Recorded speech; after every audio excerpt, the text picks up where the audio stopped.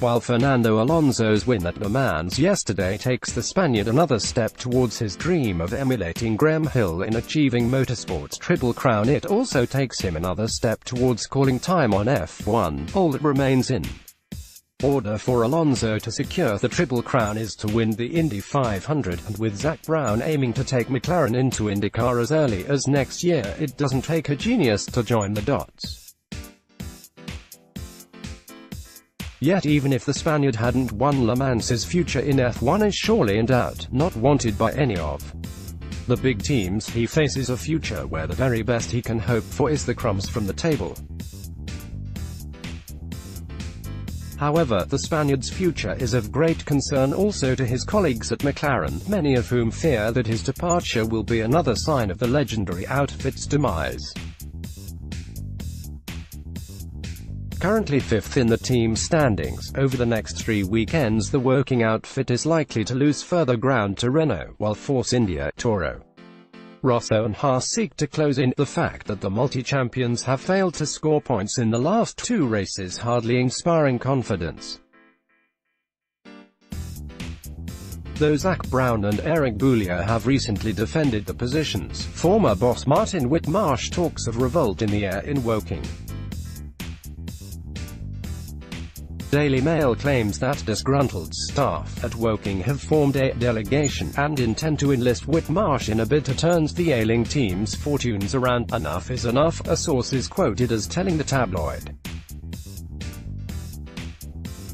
Delegation is being pulled together. While some might dismiss the story simply because the Daily Mail is the source, it should be pointed out that this is not the first time in the last year that tales of unrest at Woking have emerged, with Pit Pass having been contacted by several current employees totally disillusioned by the direction in which the team is heading. According to the Mail, Eric Boulier's post-Canada debrief at the factory was not well received, leaving a number of staff furious. In the last couple of years the team has seen the departure of Ron Dennis and the arrival of Zak Brown. The partnership with Honda was terminated just as the Japanese manufacturer appeared to be coming good, while the switch to Renault has demonstrated that the McLaren chassis isn't nearly as good as the team had been claiming. The switch to a historic livery doesn't hide the fact that the team is desperately lacking in serious sponsorship, while Fernando Alonso, be it his IndyCar or Le Mans exploits, or the team's promotion of his leisurewear company, appears to have been given free rein to do as he wishes. Meanwhile, as those in Woking want to return the team to its rightful place as one of F1's greats, under Brown, the company appears to be diluting its potential as it seeks to head into IndyCar, Brown even hinting at an LMP1 program.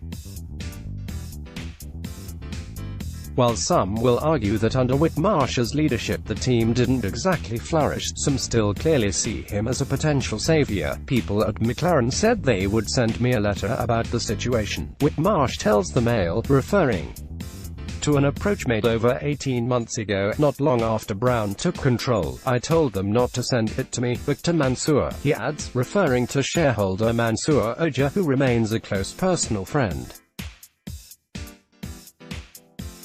Seen in the McLaren garage over the Spanish Grand Prix weekend, Whitmarsh reveals that he did voice his opinion. I piled in a little bit, he admits.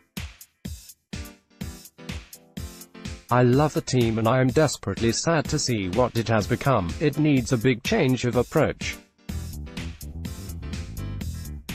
There is too much politics between the main figures. I think a number of them have to go. I have explained my view to Mansour and it is for the shareholders to decide what to do. The team used to be all about winning in Formula One. Now they are looking at other avenues, going to race in IndyCar and Le Mans, for example. They are great things in themselves, but McLaren going in that direction, rather than making Grand Prix racing the sole priority, makes me shudder. I live locally and I bump into friends who work at McLaren. They are disappointed with what is happening and remonstrate with me. Whitmarsh admits that the firing of Tim Goss was particularly galling. Tim's departure pitched me over the edge, he says. Tim has a fantastic intellect, and is a hard-working, non-political, value-adding member of the team. He was scapegoated. He may not have all the answers, but he would work on a solution from first principles, rather than help the team. Alonso's Le Mans victory is likely to be just another nail in the McLaren coffin as far as some are concerned. Aware of the growing unrest in Woking, Whitmarsh offers his former colleagues a little hope. "If a delegation showed up at my door, I wouldn't turn them away," he said. "They know where I am.